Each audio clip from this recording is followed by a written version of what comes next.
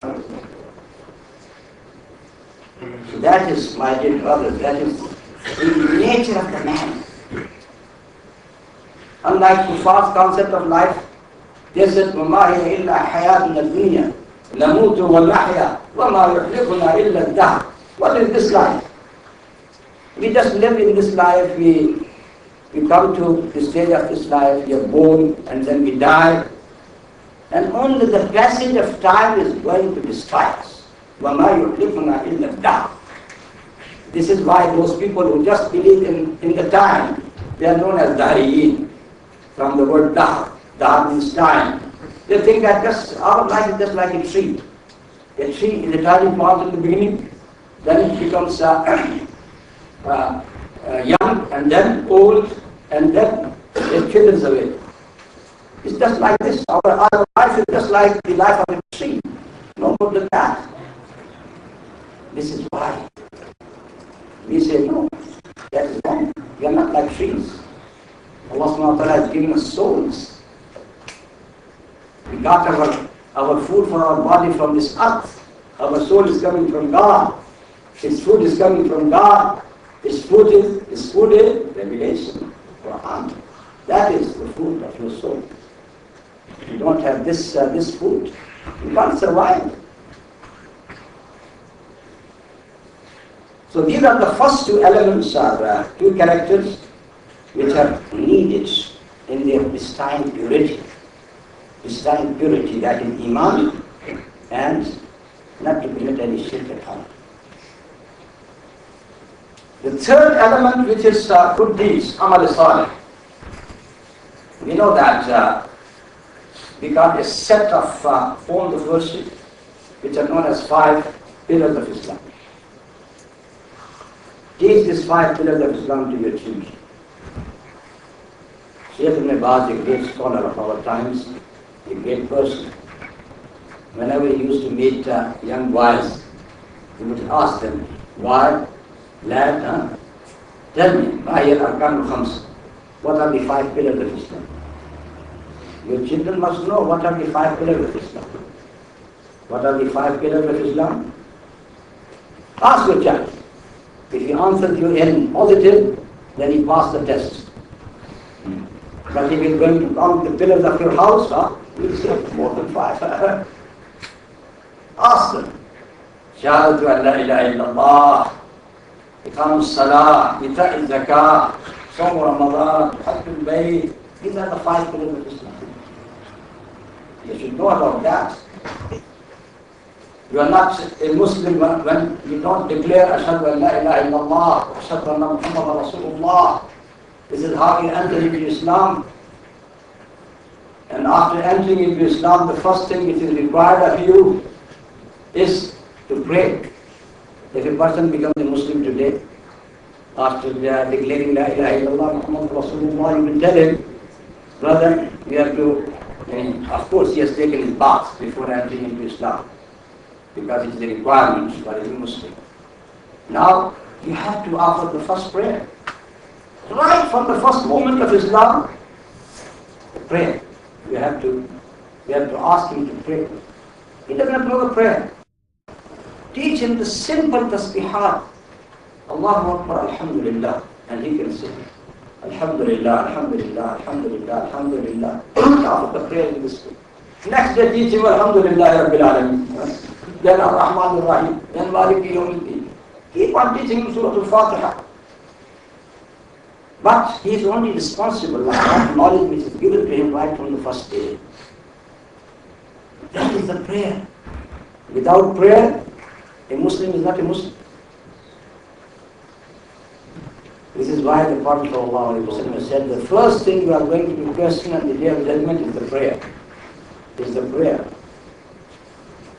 As far as ibadat is concerned, the first thing is the prayer. As far as dealings with the humanity is concerned, the first judgment is to be made in the dima, in the blood. In the blood. The murderer should not think that they will go scot-free on the day of judgment.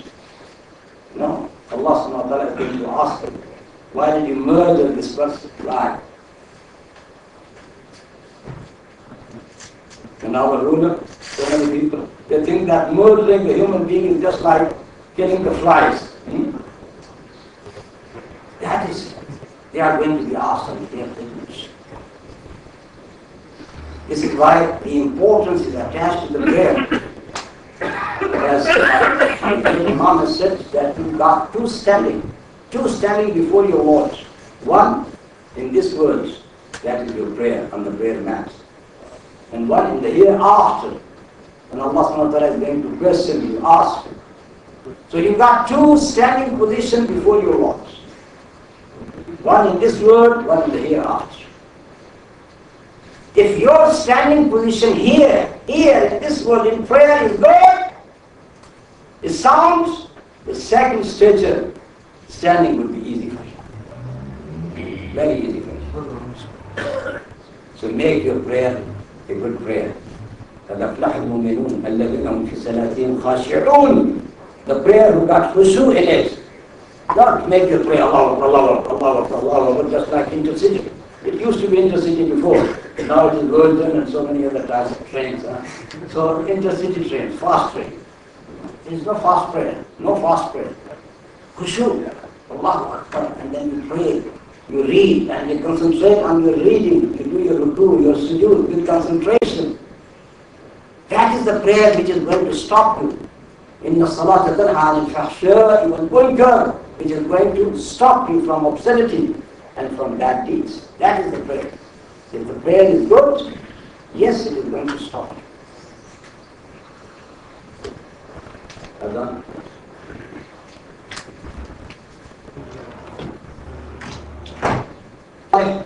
In good actions, first thing which is done, that is the prayer.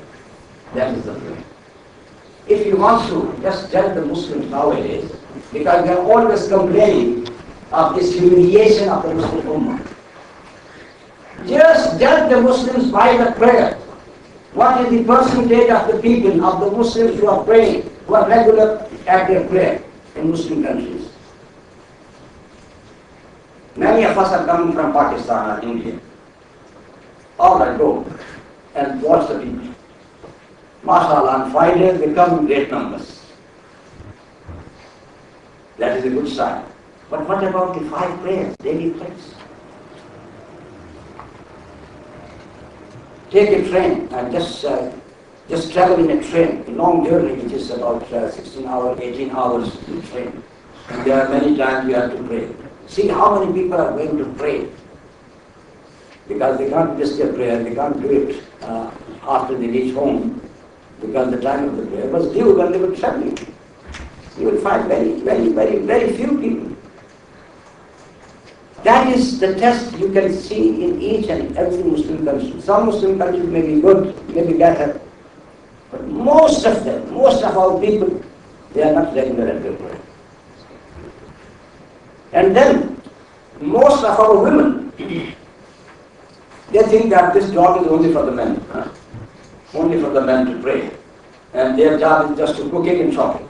This is what they think. Most of the women. Even many people, they come to the mosque. They don't even say to their wives, you have to pray as well. They are not going to check them whether they have prayed or not. I think because they are fed up with their wives, they don't want them to go in Jannah with them. That's not the prayer. I will pray, I will go to Jannah, and she will go to the hellfire. Maybe that's the reason. Yes, that is the reason.